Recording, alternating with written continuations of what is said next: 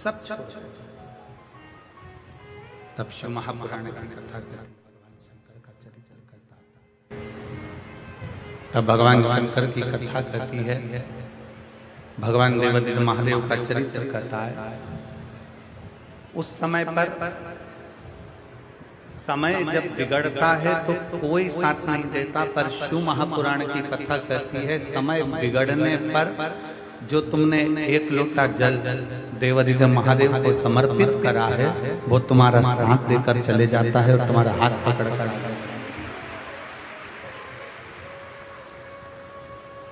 समय का चक्र नाते रिश्ते कुटुंब कबीले परिवार सबको छुड़वा देता है। समय का चक्र हमारे सारे संबंध, हमारे रिश्ते, हमारे नाते, हमारे कुटुंब, हमारे परिवार को छुड़वा देता है। पर जब समय का चक्र बिगड़ता है, समय का चक्र जब बिगड़ता है तब उस समय पर कोई साथ नहीं रहता। तब हमने जो भगवान की अविरल भक्ति को धारण करा है, जब हमने भगवान शंकर की कथा को श्रवण किया है, तब हमने जो भगवान शंकर के मंदिर में एक लोटा जल समर्पित किया है, तब हमने जो भगवान शंकर की भक्ति को किया है, श्री शिवाय नमस्तुभ्यं बोला है, ओम नमः शिवाय बोला है, पंचाक्षर मंत्र नमः शिवाय बोला है, वो शिव नाम, वो भगवान का भजन, वो कीर्तन, वो मंत्र जाप, वो नाम जाप हमारा साथ निभा देता है। बस शिव महापुराण की कथा कहती है, भगवान शंकर का चरित्र कहता है, शिव तत्व कहता है, अपनी वाणी की श्रेष्ठता रखता है।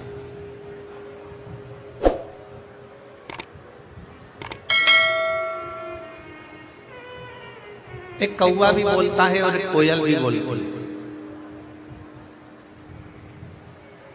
हापुड़ नगर की इस पवित्र भूमि पर आप और हम शिव महापुराण की कथा नवरात्रि में 5 दिवसीय श्रवण कर रहे हैं। एक कौवा भी बोलता है, एक कोयल भी बोलती है, दोनों बोल, कौवा भी बोल रहा है, कोयल भी बोल रहा है। कौवे ने किसी का बुरा किया क्या? जम के बोलो जरा। कौवा आपका कोई बुरा कर गया? कौवा आपका कोई काम बिगाड़ कर गया? कौवा आपको कभी कोई अपशब्द कह कर गया? कौवा क्या आपको गाली दे कर गया? कौवा क्या आपको आड़ा टेढ़ा बोल कर गया?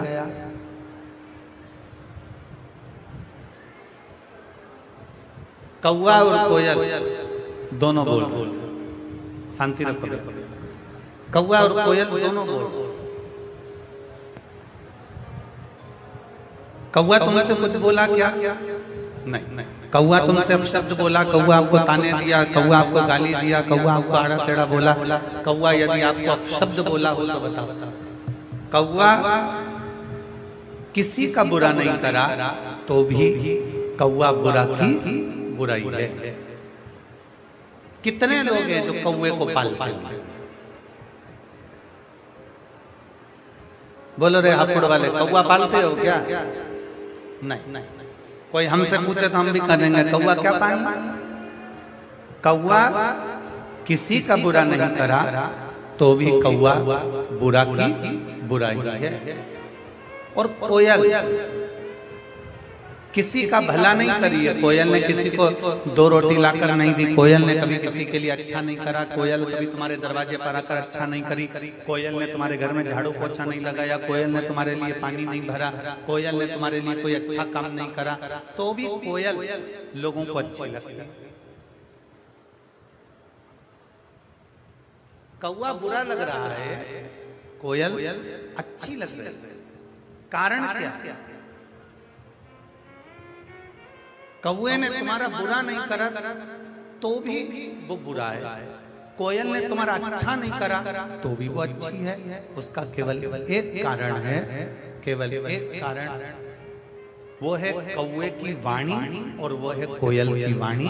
कौवा जो बोलता है वो लोगों को अच्छा नहीं लगता और कोयल जो बोलती है वो लोगों को अच्छी लगती है। कोयल जो बोलती है वो दुनिया के लोगों को श्रेष्ठ लगता है। कोयल जो बोलती है वो दुनिया के लोगों को अच्छा लगता है। शिव महापुराण की कथा कहती है, भगवान शंकर का चरित्र कहता है कि जिंदगी में, जीवन में बहुत सारे मोड़ आएंगे, बहुत तकलीफें भी आएंगी, बहुत दुख भी आएगा, बहुत परेशानियां भी आएंगी, सुख का दिन भी आएगा, दुख का दिन भी आएगा। संपूर्ण जीवन में कहीं ना कहीं कष्ट, कहीं ना कहीं परेशानियां, कहीं ना कहीं तकलीफें, कहीं ना कहीं दुख, ये चलता रहेगा। पर शिव महापुराण की कथा कहती है, जीवन में कितना भी कष्ट हो, दुनिया में कितना भी दुख तुम्हारे जीवन में आए, पर एक बात याद रखना कि कौवे जैसी वाणी मत बोलना, कोयल जैसी वाणी बोलते रहना, तो तुम्हारी जिंदगी सफल हो। अपनी वाणी को कोयल जैसा बनाओ।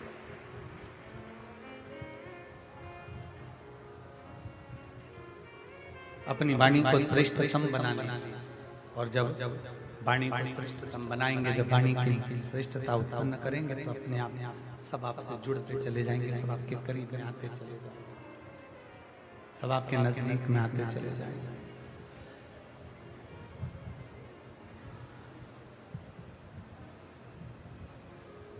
और कहा, वाणी ऐसी बोलिए,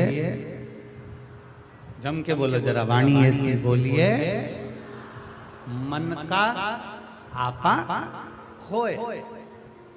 पर आज के जमाने में वाणी ऐसी बोलिए जो जम के झगड़ा होए, पर उससे मत बोलिए जो तुमसे तगड़ा हो। वो गया समय। आज के जमाने में लोग वाणी बोलते हैं, शब्द बोलते हैं, उससे विवाद उत्पन्न हो जाता है। प्रयास करो, आप जितना अच्छा बोल सकते हो, जितना अच्छा रह सकते हो, जितनी अच्छी जिंदगी अपने घर में निकाल सकते हो, जितना अच्छा जीवन अपने आनंदमय घर में निकाल सकते हो, उतना निकालने का प्रयास है।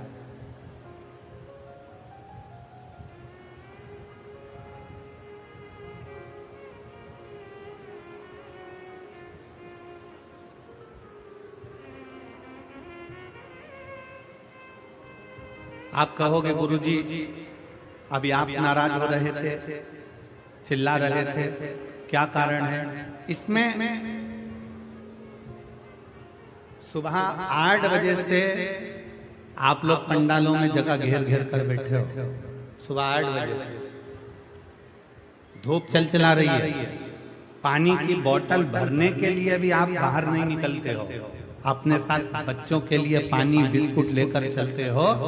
और उस बीच में भी अगर आप दोपहर में 2 बजे तक इंतजार करते हो कथा का, और 5 बजे तक एक जैसे बैठे रहते हो, और इतनी दूर दूर से 200-500 रुपए खर्च कर ऑटो का, गाड़ी का किराया लगाकर यहाँ तक पहुँचते हो, और अगर माइक के द्वारा अगर आपको कथा नहीं मिले तो उसमें दिल हमारा दुखता है। आपको श्रेष्ठ ना मिले तो हमारा मन,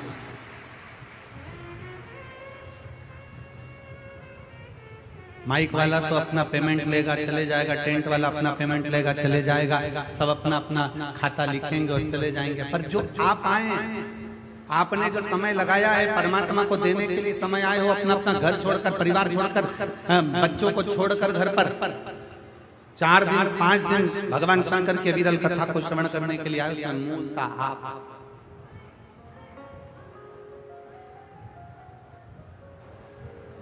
शिव तत्व आपके भीतर विराजमान हो। भगवान शंकर की विरल भक्ति आपके भीतर विराजमान, शिव तत्व बैठे। कौवा कभी किसी का बुरा नहीं करता तो भी कौवा बुरा है, और कोयल किसी का भला नहीं करती तो भी कोयल अच्छी है। कारण है उसकी वाणी। कितना भी सुख का समय आ जाए, कितना भी दुख का समय आ जाए, कितनी भी संपदा का समय आ जाए, चाहे कितना भी तकलीफ का समय आ जाए, आप अपनी वाणी पर संयम रखिए, अपनी वाणी से मिठासता दीजिए, आप अपनी वाणी से श्रेष्ठता दीजिए।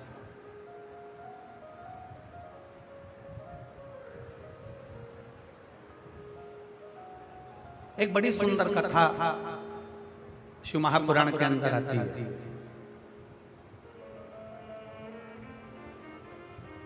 भगवान देवाधिदेव महादेव माता पार्वती को नंदी पर बिठाकर उनके मायके लेकर जा रहे, हिमालय राज के घर लेकर जा रहे।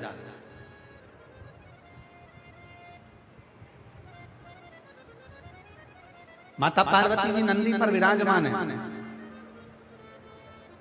भगवान शंकर माता पार्वती को लेकर जा रहे हैं। पार्वती जी मायके जा रही हैं और मायके जाते जाते जाते जाते बीच में पार्वती जी ने शंकर भगवान से थोड़ी देर नंदी रोकने को कहा। बाबा आप थोड़ा नंदी को रोकेंगे? बाबा आप थोड़ा नंदी को रोकेंगे? भगवान ओघड़दानी भगवान शंकर नंदी को रोकने के लिए नंदी को आदेश देते हैं, नंदी रुको। नंदी रुक जाता है। प्रभु आज्ञा।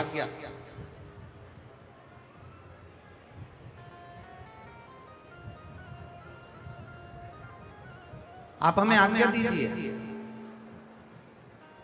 क्या आज्ञा है हमारे? भगवान नंदी से कहते हैं मुझे तो नहीं मालूम कि क्या आज्ञा है, परंतु माता पार्वती जी कुछ कहना चाहती है। पार्वती मैया नंदी से नीचे उतरी। भगवान ओघड़दानी भगवान शंकर भी नंदी से नीचे उतर गए। पार्वती जी भगवान देवादिदेव महादेव का हाथ पकड़कर एक वट वृक्ष की छांव में लेकर चले। एक वट वृक्ष की छांव। शिव महापुराण की कथा कहती है जिंदगी में कितना भी दुख आकर खड़ा हो जाए, कितनी भी तकलीफ आकर खड़ी हो जाए, कितना भी कष्ट आकर खड़ा हो जाए, आप कर्जे में लगा लूम भी हो जाओ, कितना भी जिंदगी में कर्जा बढ़ जाए, शिव महापुराण की कथा कहती है पर अपनी हिम्मत मत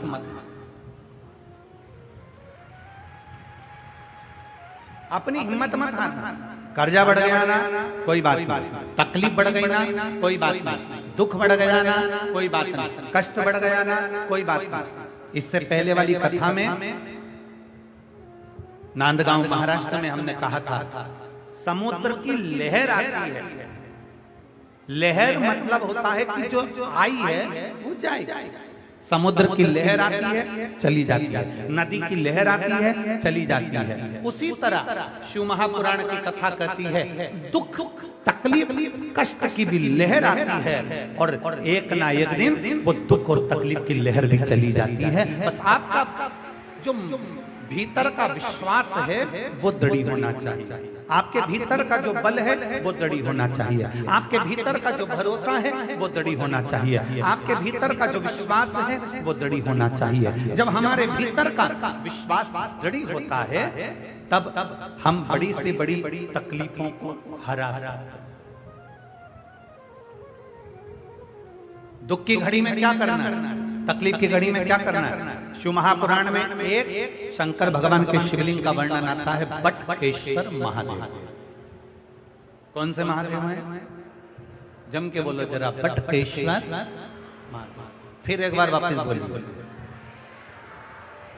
शिव महापुराण में एक महादेव का वर्णन आता है कि जिस समय पर भगवान शंकर ने क्रोध में आकर काल भैरव को प्रकट करा था और काल भैरव ने ब्रह्मा जी का सिर काट दिया था, वो सिर कटकर आगे गया और सिर कटकर जब आगे गया तो उनके मस्तक से वृक्ष ने जन्म ले लिया जिसका नाम बट का वृक्ष हुआ और शंकर जी उसके नीचे बैठे तो उसका नाम बटकेश्वर महादेव। वो बटकेश्वर महादेव।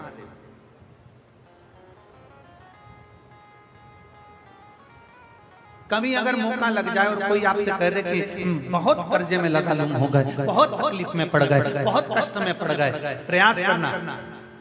अगर कर्जा ज्यादा है तो मेहनत ज्यादा करना, कर्जा ज्यादा है तो कर्म ज्यादा करना है, कर्जा ज्यादा है तो रात दिन एक करना है, कर्जा ज्यादा है तो आप तकलीफों में घिरे क्यों हो? क्योंकि कर्जा होने के बाद आप मेहनत कम कर देते हो। कर्जा हो गया मेहनत को 4 गुना बढ़ाओ, कर्जा हो गया अपनी लगन को 4 गुना बढ़ाओ, कर्जा हो गया अपने कर्म को 4 गुना बढ़ाओ और साथ में अपनी मेहनत को बढ़ाते बढ़ाते बट वृक्ष के नीचे 1 लोटा जल शंकर भगवान को चढ़ाना प्रारंभ करो और बड़ थोड़ी सी जड़ लाल वस्त्र में लेकर अपनी पर्स में या अपनी जेब में या अपने संदूक में या अपनी अलमारी में उसको रखो। प्रतिदिन बड़ के पेड़ के नीचे जाकर अगर शंकर जी नहीं भी हैं तो बड़ के पेड़ के नीचे बटकेश्वर महादेव का नाम लेकर अगर हम 1 लोटा जल समर्पित करते हैं तो कर्जा कुछ ही दिन में चूकता जरूर है और लक्ष्मी की आवक बढ़ती है।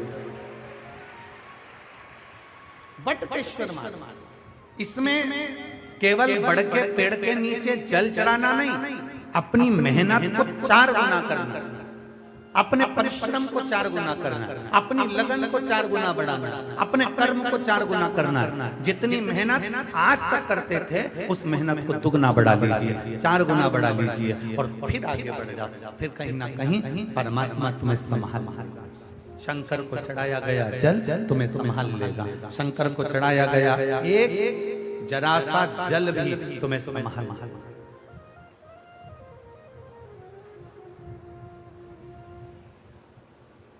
शिव का नाम हम तो आप लोगों से भी कहेंगे, प्रैक्टिकल कर देखना। कहीं सियोर वाला महाराज झूठ तो नहीं बोल रहा। प्रैक्टिकल करते रहना चाहिए, प्रयास में लगे रहना चाहिए। और हमने पहले भी कथा में कहा कि प्रैक्टिकल जरूर करो। एक महाराज जी प्रवचन दे रहे थे, प्रवचन में बोल रहे थे मदिरा नहीं पीना चाहिए, शराब नहीं पीना चाहिए। मदिरा पीने वाला व्यक्ति गटर में पड़ा होता है, नाली में पड़ा होता है। उसमें एक महाराज का पहचान वाला बैठा था, उठकर खड़ा हो गया। खड़े होकर बोला, महाराज तुम इतना बड़ा बड़ा प्रवचन दे रहे हो, तुम्हारा सगा भाई पी के तो नाली में पड़ा है, गटर में पड़ा है, और तुम हमको ज्ञान दे रहे हो। अपने भाई को क्यों नहीं समझाते? महाराज जी को क्रोध नहीं आया। महाराज जी ने कहा, भाई मैं भी प्रवचन दे रहा हूँ, मेरा भाई भी प्रवचन दे रहा है, मैं मुख से समझा रहा हूँ, मेरा भाई प्रैक्टिकल करके दिखा रहा है। ये आपकी मर्जी है, आप कैसे समझेंगे आपके ऊपर है। प्रैक्टिकल जरूर करना चाहिए। सियोर वाले महाराज ने कहा हम प्रैक्टिकल कर देखते हैं। सियोर वाले महाराज ने बोला हम जरा कर देखते हैं। और प्रयास करो, एक बार प्रैक्टिकल जरूर करो। जिस दिन बहुत बड़ी समस्या में घिरे हुए हो, बहुत बड़ी तकलीफ में घिरे हुए हो, घर में से 1 लोटा जल भरो, बड़ का पेड़, बट का वृक्ष जहां हो वहां पहुंच जाओ, 2-3 मिनट हाथ में जल लेकर बैठो और बैठने के बाद अपने मन की कामना कर बटकेश्वर महादेव के नाम से बड़ वृक्ष की जड़ में जल डाल दीजिए। 2 दिन 3 दिन अगर तुमने जल चढ़ाया, कितनी बड़ी भी समस्या होगी उसकी राह मिलेगी जरूर, और भोलेनाथ हाथ पकड़ेंगे। बटकेश्वर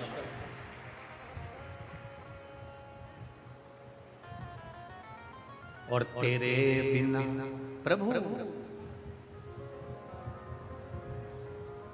तेरी कृपा बिना न हिले एक भी अणु, लेते हैं श्वास तेरी कृपा से तनो तनो। कुछ संभाल ले, आप उस पर आश्रित हो जाइए, आप उस पर समर्पित हो जाइए, आप उसका गुणगान करिए, आप उसका भजन करिए, आप उसका मंत्र जाप करिए, आप उसका नाम जाप करिए। समाज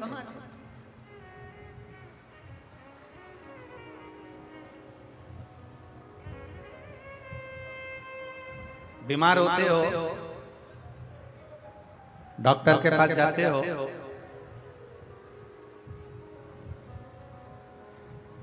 डॉक्टर आपसे कह देगा तुम्हें बड़ी बीमारी हो गई है, शरीर में कष्ट है, दवाई से ठीक होना है कि ऑपरेशन कराना। डॉक्टर पूछेगा, डॉक्टर बोलेगा आपको दवाई से ठीक होना है कि ऑपरेशन कराना। मान लो एकदम तुम डॉक्टर के पास पहुंच गए और डॉक्टर ने कह दिया कि तुम्हारे को ऑपरेशन करना पड़ेगा, तुम्हारे घुटने का ऑपरेशन करना पड़ेगा, तुम्हारी हड्डी का ऑपरेशन करना पड़ेगा। तो तुम डॉक्टर साहब से कहोगे डॉक्टर साहब ऑपरेशन मत करिए, थोड़ा दवाई दे दीजिए ना, दवाई से ठीक हो जाए तो अच्छी बात। बोलो सही है कि गलत है? एकदम तो ऑपरेशन नहीं करा लो। डॉक्टर साहब हमारा ऑपरेशन मत करिए, थोड़ी दवाई दे दीजिए। डॉक्टर बोलेगा क्यों? अच्छी दवाई दे दो जिससे मेरा रोग ठीक हो जाए, अच्छी दवाई दे दो जिससे मेरी बीमारी ठीक हो जाए। डॉक्टर पूछेगा तुम ऑपरेशन कराओगी या दवाई खाओगी, तो उसमें से दो ऑप्शंस में से एक ऑप्शन आपको चुनना है। डॉक्टर से कहना डॉक्टर साहब मुझे दवाई दे दो, ऑपरेशन मत करिए, क्योंकि ऑपरेशन करोगे तो शरीर बेकार होता चले जाता है। ऑपरेशन से शरीर बेकार हो जाता है।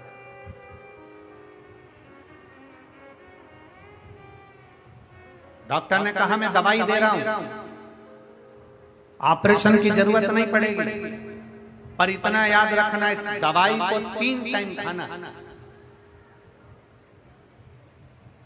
सुबह, दोपहर और जम के बोलो जरा शाम। ये दवाई 3 टाइम खाने की है। सुबह खाना, दोपहर में खाना, शाम को खाना। सुबह की दवाई को पानी से ले लेना, दोपहर की दवाई को भोजन के बाद ले लेना, और शाम की दवाई को सोने से पहले ले लेना। ये 3 दवाई मैं तुझे दे रहा हूं। रेगुलर खाना, 1 महीने तक खाना। 1 महीने के बाद मैं जांच करूंगा कि ऑपरेशन की जरूरत तो नहीं है। 1 महीने तक तुमने दवाई खाई, दवाई खाने के बाद डॉक्टर के पास गई, डॉक्टर साहब देखो मेरे को ऑपरेशन की जरूरत तो नहीं। डॉक्टर ने क्या कहना है आप? अब पार्वती जी की एक तो नई नई तो शादी हुई, और पहली बार तो मायके जा रही है, और मायके जब शादी होती है, नई नई बहू आती है, जब नया नया मंगल विवाह होता है, बहू घर में आती है तो सास भी उसकी बहुत परीक्षा लेती है। मायके जाती है तो परिवार वाले भी उससे पूछ ही लेते हैं, घर में सुख है कि नहीं, सास क्या बोली, ननद कुछ बोली तो नहीं, देवर देवरानी से कोई विवाद तो नहीं हुआ, घर में सब ठीक तो है, सब ठीक तो चल रहा है। नहीं, बेटी जब पहली बार घर आती है तो मायके वाले भी पूछते हैं, और लड़की शादी होकर जब ससुराल जाती है तो सास भी पूछती है। ऐसा नहीं कि सास नहीं पूछती, पूछती है। एक नई नवेली बहू आई, एक नई नवेली बहू आई, और सास ने उससे पूछ लिया। सास को मालूम था ये अंग्रेजी से खूब पढ़ी लिखी है और बहुत अच्छी शिक्षा अध्ययन करा इसने, खूब उच्च शिक्षा अध्ययन करी है। तो सास ने अपनी बहू से काम करते करते पूछा, बेटा मैं इतनी पढ़ी लिखी नहीं हूं, तू पढ़ी लिखी है, तूने अंग्रेजी से पढ़ा है, तेरी शिक्षण योग्यता कितनी है, हिंदी में बता।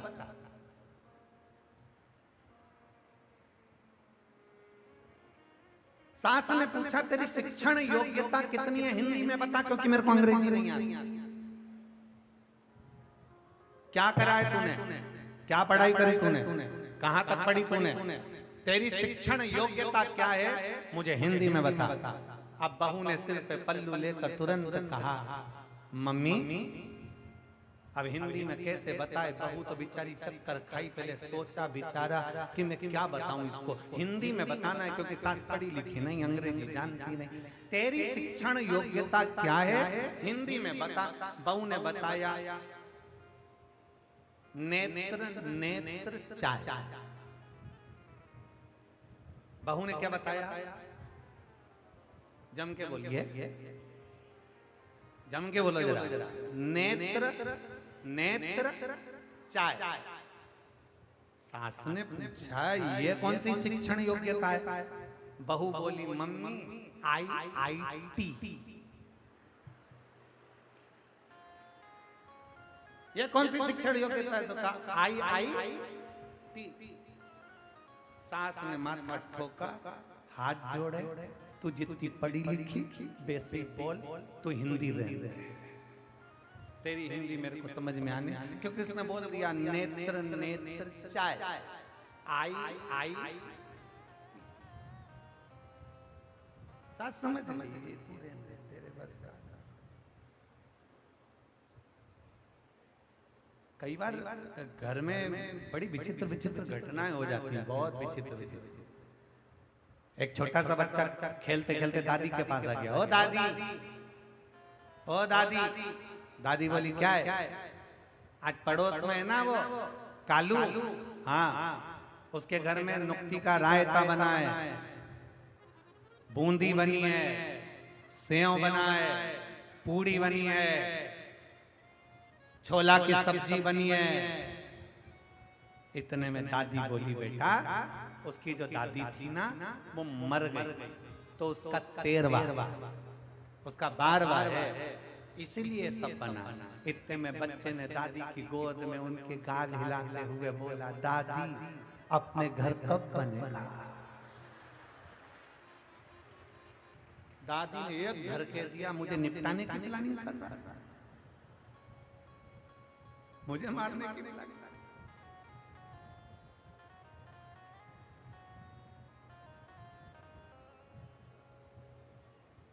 घर का भाव दूसरा रहता है।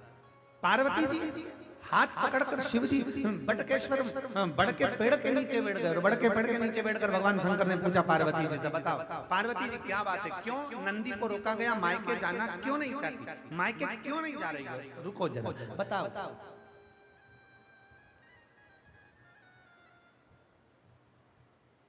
एक गाना का एक गीत है, उस गीत में एक लाइन आती है, आप लोगों ने स्मरण करा होगा, ससुराल में इतना प्रेम मिले कि मायके के कभी, क्या है उसको क्या कहते हैं,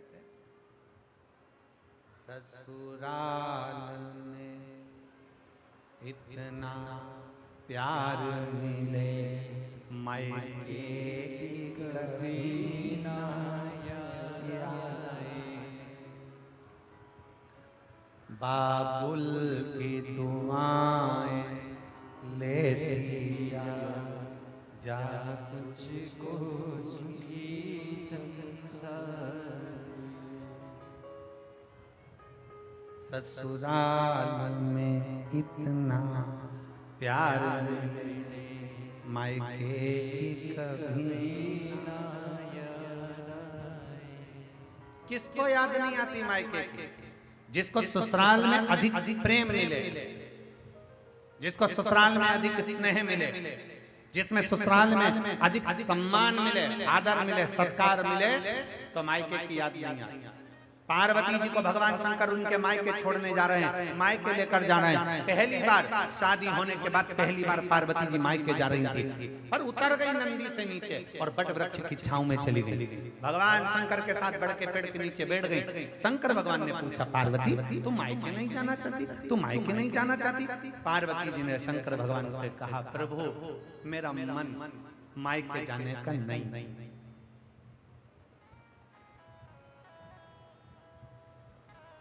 अब कई बहुएं ऐसी होती हैं कि पति उनसे पूछता है कि तुम मायके नहीं जा रही है? पत्नी कह देती है, मेरा मन अब की बार मायके जाने का नहीं। फिर पति थोड़ा डिप्रेशन में आ जाता है, क्यों नहीं जा रही? क्या कारण हो गया? उसके सुध में नहीं आया। उसने एक दिन अपनी पत्नी से पूछ लिया कि तुम मायके क्यों नहीं जाना चाहती? क्या हो गया, मायके क्यों नहीं जा रही है? इतने में पत्नी ने कह दिया, अब की बार मैं मायके नहीं जाऊंगी, मैं आपके साथ नैनीताल जाऊंगी।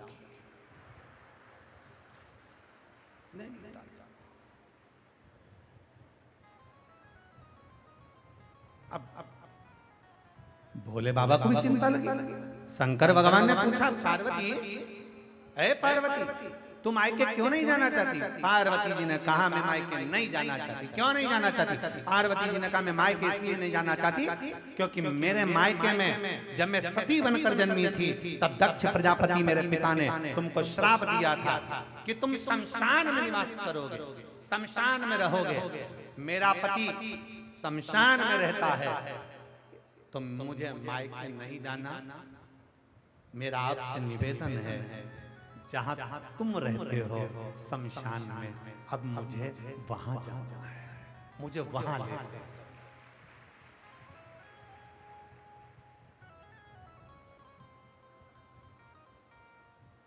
बहुत बहुत ध्यान देने वाली कथा है। ए हापुड़ की जीजी और हापुड़ के जितने मेरे जीजा बैठे हैं वो भी ध्यान दें, बहुत समझने वाली कथा। पार्वती जी कह रही हैं मैं मायके नहीं जाना चाहती, मुझे लेकर चलना है, तो आपको मेरे पिता ने श्राप दिया था शमशान में रहने का, शमशान में चले, मुझे शमशान लेकर चले। और घर की बहू वही श्रेष्ठ है जो शमशान को भी स्वर्ग बना दे, वो घर की बहू, वो घर की बहू है।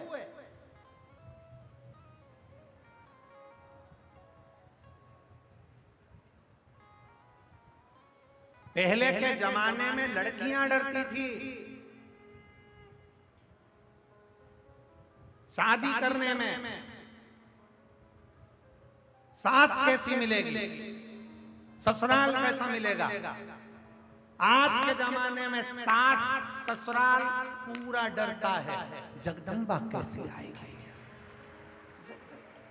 पूरा।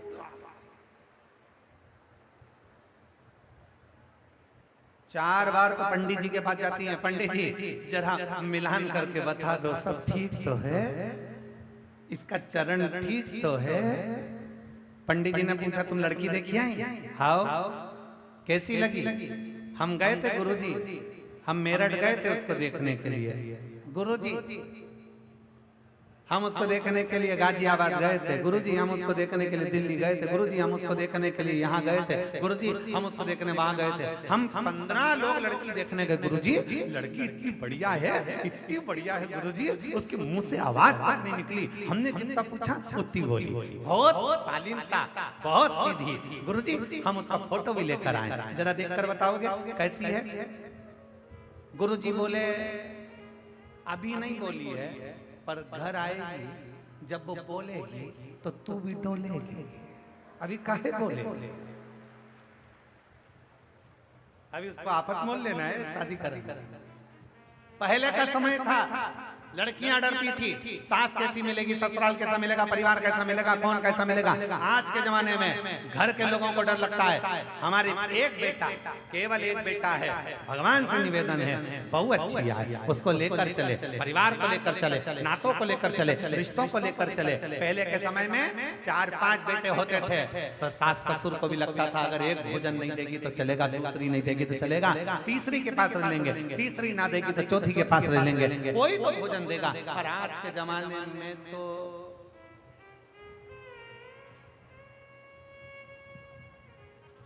हम दो, हमारे दो, बाकी के घर में जो आए उनको बाहर।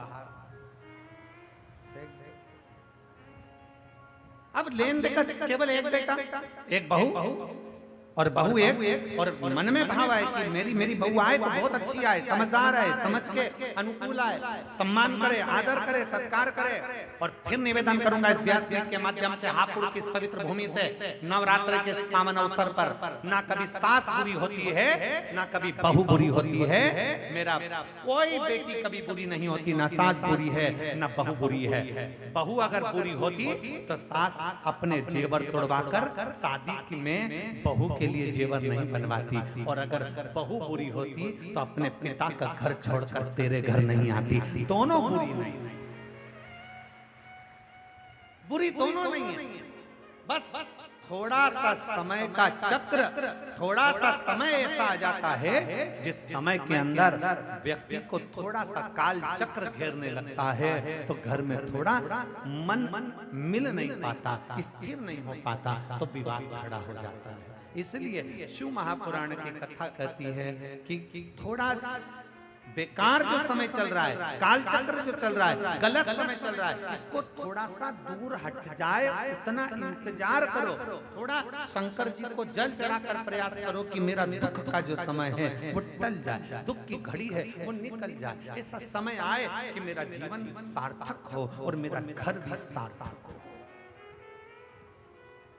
मेरा जीवन सार्थक हो, मेरा घर भी सार्थक। और फिर निवेदन है, मत बुरे कर्म कर बंदे वरना पछताएगा, भगवान की आंखों से तू बच नहीं पाएगा, तू बच नहीं पाएगा।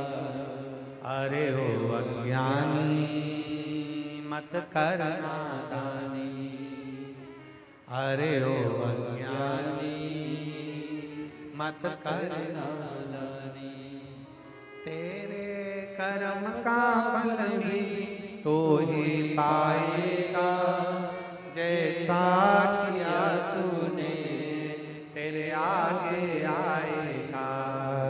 मत बुरे कर्म कर वरना पछताएगा, भगवान की आंखों से तू बच नहीं पाएगा, तू बच नहीं पाएगा। कुछ श्रेष्ठ करने का प्रयास कर, कुछ अच्छा करने का प्रयास कर, कुछ श्रेष्ठता देने का प्रयास कर। बोलो पार्वती क्या कहना चाहती है? मायके क्यों नहीं जाना चाहती? बोल बोल, मायके क्यों नहीं जाना चाहती? किस लिए? क्या चाहती? पार्वती जी ने कहा मुझे मायके नहीं देंगे, मुझे मायके नहीं देंगे, आप कृपा कर दीजिए, मुझे शमशान लेकर चलिए। शिव प्रसन्न,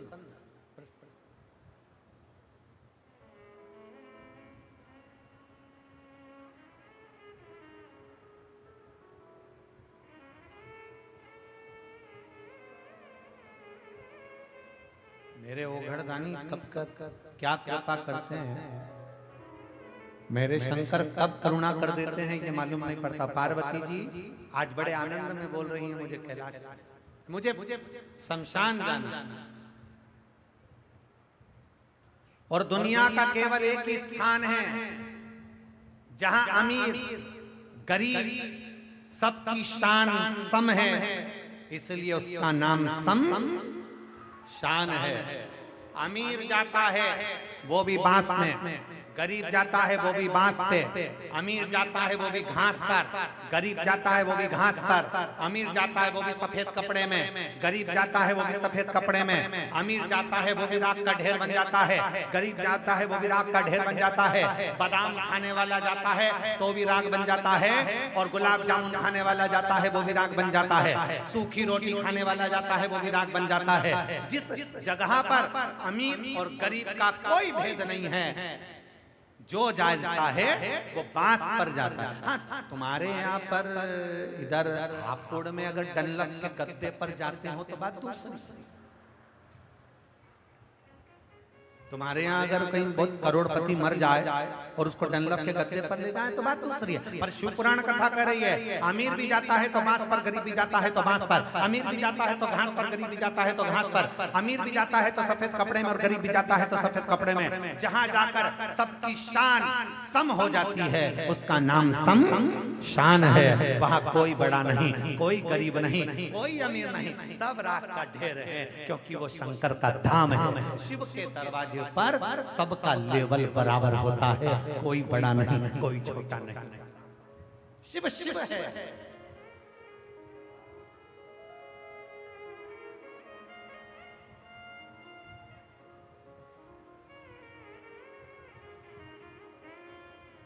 आप लोग तो गंगा जी के पास में रहते हो, गंगा पैसे वाले को ज्यादा पार लगाती है कि गरीब वाले को ज्यादा पार लगाती है? बोलो जरा जल्दी से बोलो, बोलो जम के रहा वाली जी। गंगा पैसे वाले को पार लगाती है कि गरीब को पार लगाती है? शिव महापुराण की कथा कहती है गंगा ना पैसे वाले को पार लगाती है ना गरीब को पार लगाती है, गंगा तो भगवान की भक्ति करने वाले को पार लगा देती है।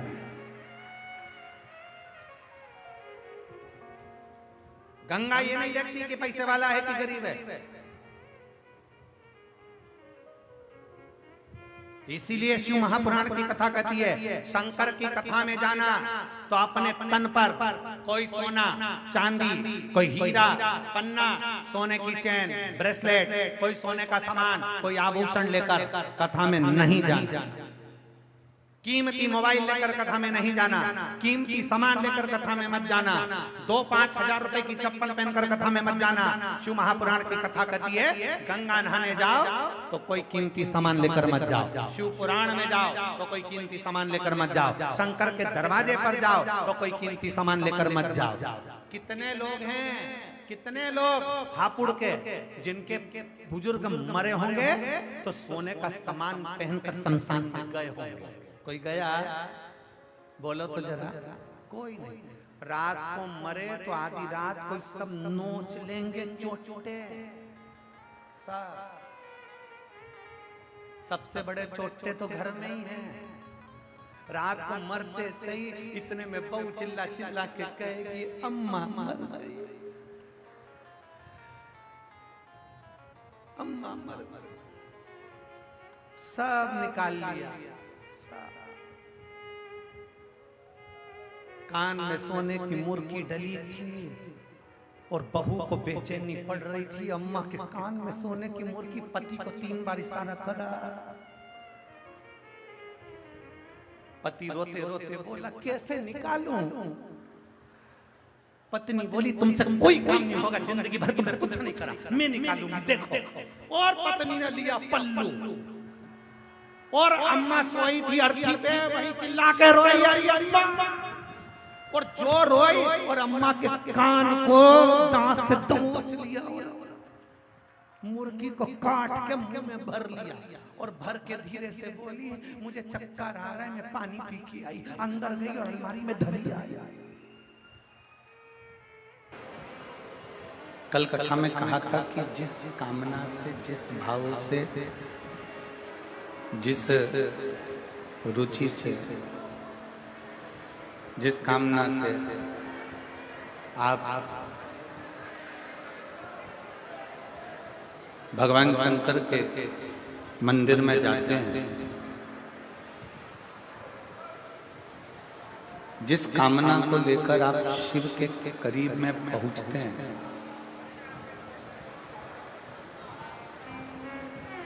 जिस कामना को लेकर आप भगवान देवाधिदेव महादेव के चरणारविंद की ओर बढ़ते हो, तो पहले तो ये विचार अपने भीतर लेकर आ जाएं कि जब हमारे भीतर ये भाव प्रकट हो जाता है कि हम शिवालय जा रहे हैं, हमारे भीतर ये भाव प्रकट हो जाता है कि हम शिव महापुराण की कथा तक जा रहे हैं, हमारे भीतर ये भाव प्रकट हो जाता है कि हम भगवान शंकर की अविरल भक्ति को प्राप्त करने के लिए जा रहे हैं, तो ये मानकर चलिए, ये विचार कर चलिए कि ये तुम्हारे भीतर भगवान शिव के सिवा कोई भी नहीं कर सकता, शंकर के सिवा कोई भी ये प्रयास नहीं कर सकता।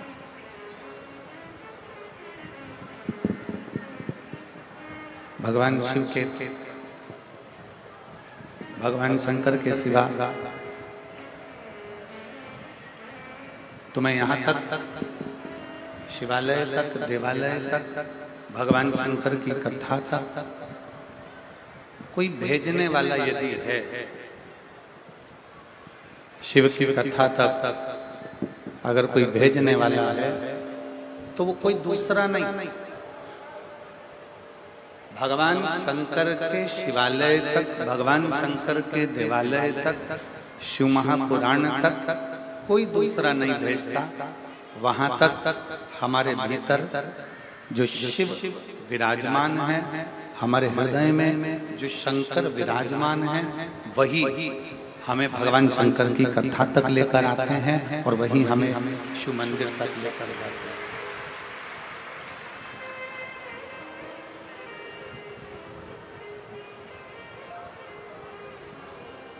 शिव मंदिर तक,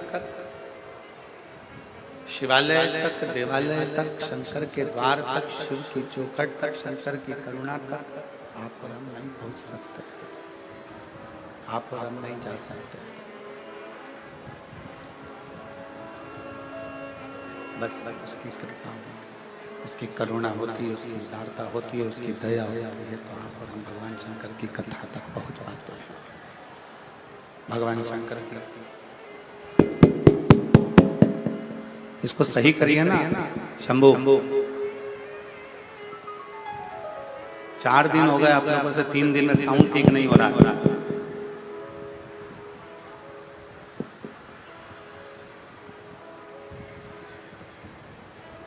भगवान देवादिदेव महादेव की प्रेशर बढ़ाई, प्रेशर जिससे पब्लिक को भी सुनाई दे थोड़ा बहुत।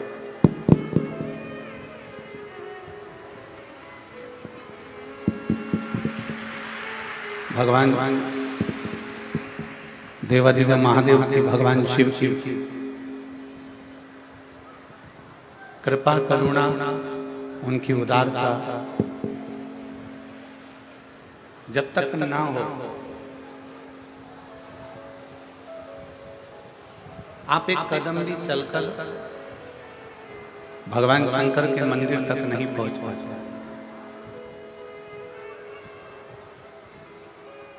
शिव की कथा, शंकर की कथा में, शंकर की उदारता में, शंकर भगवान की शिवालय तक, देवालय तक, उसकी करुणा तक जाना।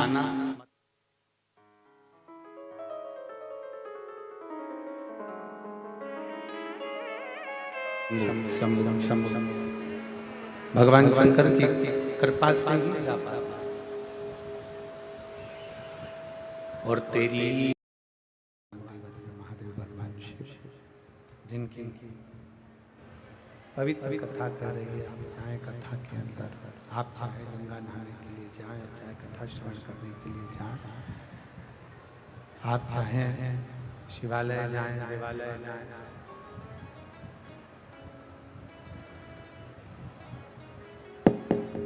भगवान के मंदिर, देवालय, शिवालय, कहीं पर भी जाए, अपना सोना चांदी हीरा पन्ना आभूषण रतन माणिक मोती सब छोड़कर सब अपने घर पर छोड़ो, फिर भगवान शंकर के दरवाजे पर जाओ।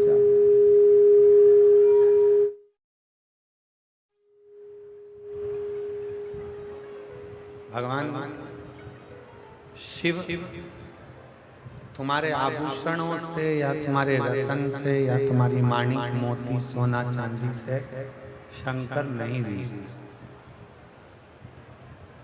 शिव रीझते हैं तुम्हारे विश्वास और तुम्हारी श्रद्धा से।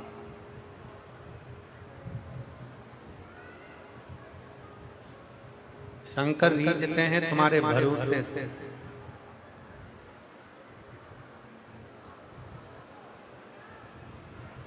बिना विश्वास के शिव रीझता भी नहीं। पार्वती जी ने कहा कि मेरे को शमशान जाना। क्यों? किस लिए? भगवान देवादिदेव महादेव ने जब पूछा तो पार्वती जी कहती हैं कि आपको श्राप लगा है कि आप शमशान में रहेंगे। आपको श्राप है, आप शमशान में रहेंगे, तो मुझे भी शमशान जाना।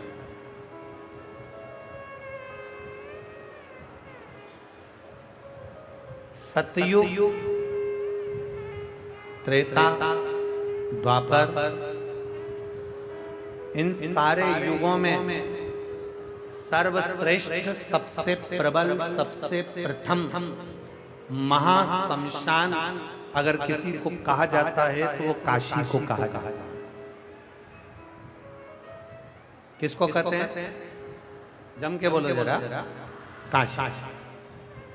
महाशमशान की गणना अगर करी जाती है, महाशमशान अगर कहा जाता है, महाशमशान अगर बोला जाता है, सतयुग में भी महाशमशान काशी को कहा गया, त्रेता में महाशमशान काशी को कहा गया, द्वापर में महाशमशान काशी को कहा गया। काशी महाशमशान। शिवजी को जो श्राप लगा था दक्ष प्रजापति का कि तुम्हें शमशान में रहना पड़ेगा, तो शंकर भगवान कौन से शमशान में रहते? काशी में मेरे वो गढ़दानी रहते। शिवजी कहते हैं चल पार्वती, मैं तुझे लेकर चलता हूं शमशान।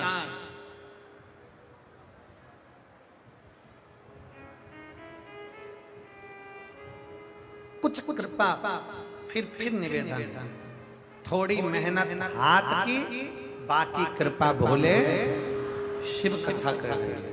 भगवान शंकर का चरित्र कर रहा है, शिव महापुराण की कथा वर्णन कर रहे हैं। संपूर्ण दुनिया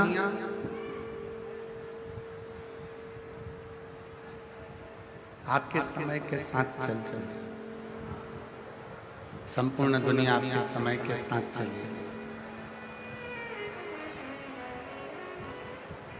समय अच्छा है, पूरी दुनिया आपके साथ खड़ी हुई है।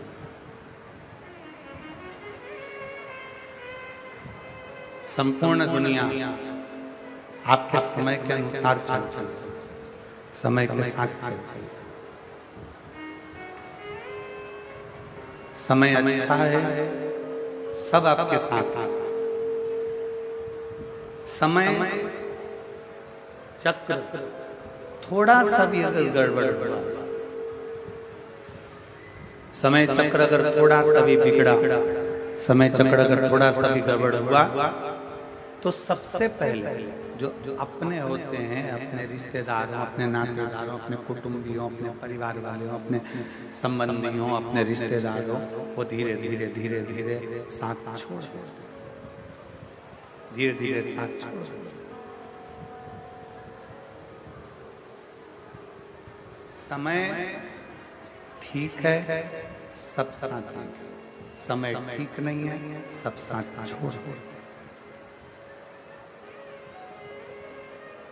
फिर कोई साथ देने वाला नहीं रहता, फिर कोई तुम्हारा साथ निभाने वाला नहीं रहता।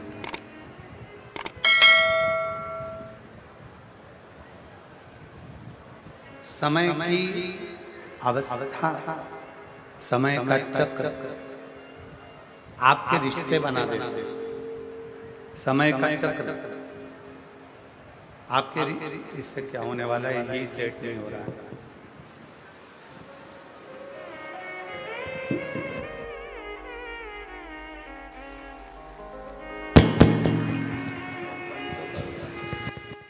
लाखों के ढेर का चपटी भभूत में आपका समय का चक्र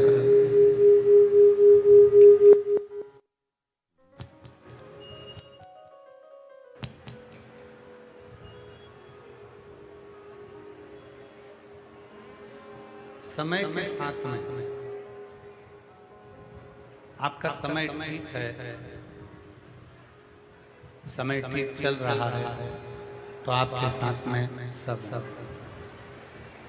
जैसे ही समय गड़बड़ हुआ, समय बिगड़ा, नाते, रिश्ते, कुटुंब, कबीले, परिवार सब छोड़कर चले गए। रखे पर वो सीहोर वाला प्रदीप मिश्रा भी तो बोलता है कि बाबा झोली भरता है। मैं पंडाल में आई हूँ विनय करने के लिए, तेरी कृपा हो, तेरी करुणा हो, तेरी दया। 6 महीने के बच्चों को जन्म दिया, 6 महीने का बच्चा डॉक्टर कहता है कि कैसे रह गया, आश्चर्य है। और बाबा की कृपा से दोनों बेटे बाबा ने संभाले। बाबा के थे, बाबा ने संभाले।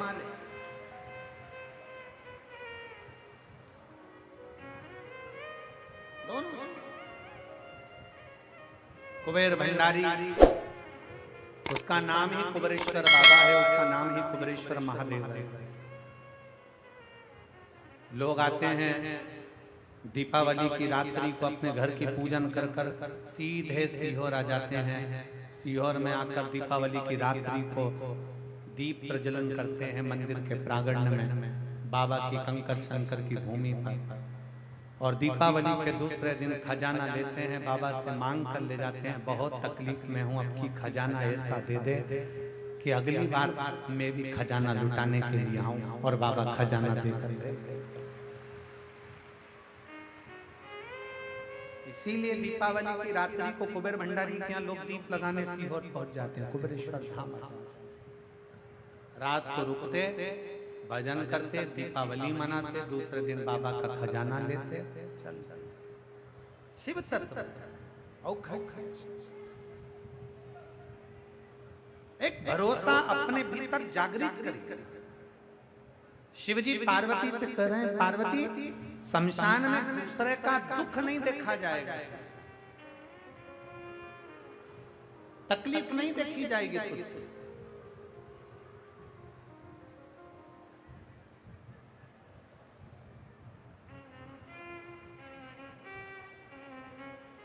कैसे सहे?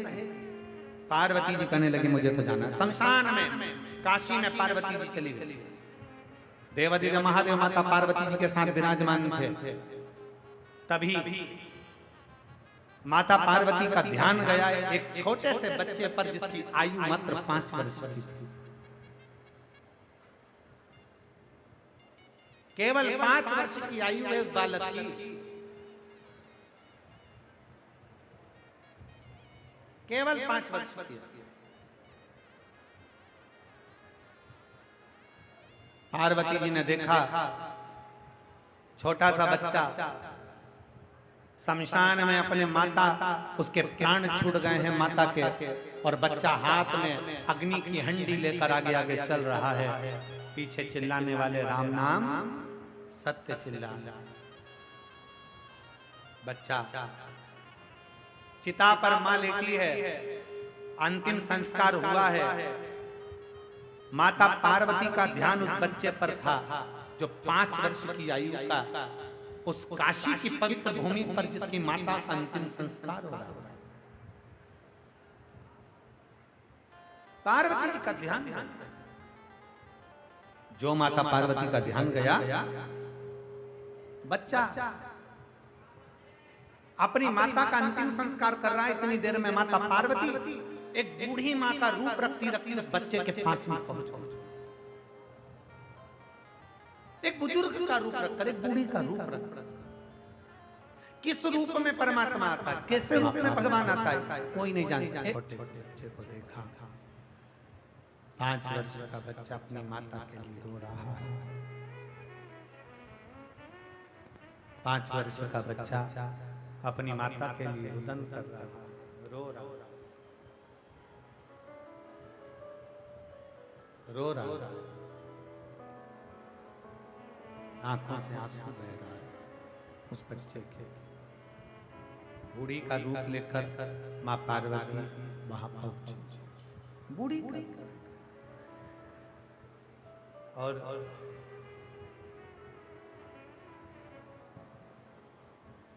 देख रही थी माता पार्वती, बच्चा बिलक बिलक कर रो रहा। माता की, उस बालक की माता की चिता में आग लगी और जितने परिवार वाले थे वो आपस में बैठकर बात करने लगे।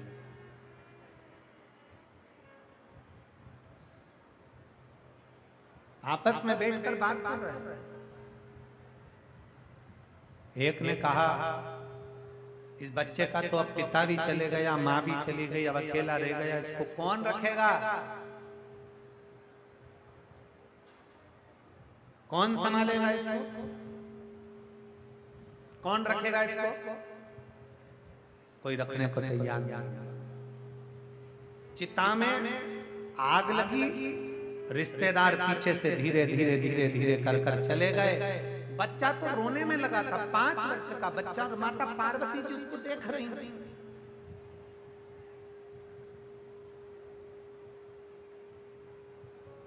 माता पार्वती देख रही, बूढ़ी का रूप रखकर माता पार्वती जी की दृष्टि खड़ी। बच्चा रो रहा, रिश्तेदार चले गए, परिवार चले गया, अकेला बच्चा रो रहा है, अकेला। रोते रोते रोते रोते रोते उस बच्चे ने देखा मेरे परिवार का कोई व्यक्ति मुझे नजर नहीं आ रहा, मेरे परिवार का कोई व्यक्ति मुझे दिख नहीं रहा, मेरे परिवार का कोई व्यक्ति नजर नहीं आ रहा। आंखों से आंसू भरकर रो रहा था। बूढ़ी का रूप रखकर माता पार्वती जी ने उस बच्चे का हाथ पकड़ा और बच्चे का हाथ पकड़कर एक स्थान पर माता पार्वती जी ने उस बच्चे को बिठा दिया। माता पार्वती जी ने एक हाथ पकड़कर बच्चे को एक स्थान पर बिठाया और माता पार्वती जी वहां से चली। पार्वती जी गई, जो पहुंची काशी के उस पवित्र प्रांगण में जहां पर भगवान देवाधिदेव महादेव बैठे थे, शंकर भगवान के पास में पार्वती जी जाकर जो बैठी, शंकर भगवान ने पूछ लिया, पार्वती क्या हो गया, क्या हुआ क्या? पार्वती जी ये नहीं जानती कि शंकर भगवान ने जो डमरू बजाया है वो डमरू कोई साधारण नहीं है, उसकी नाद साधारण नहीं है, उस डमरू की धुन पर ही ये सारा चक्कर चल रहा है, सब कुछ शिव ही कर रहे हैं।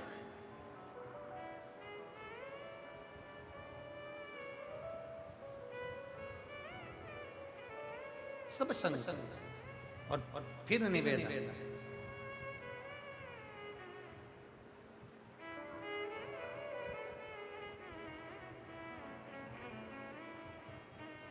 सुख भी वही दे रहा है और दुख भी वही दे रहा है, कष्ट भी वही दे रहा है और सारा कार्य भी वही दे रहा है, सुख भी वही दे रहा है और दुख भी वही दे रहा है, सब कार्य वही कर रहा है।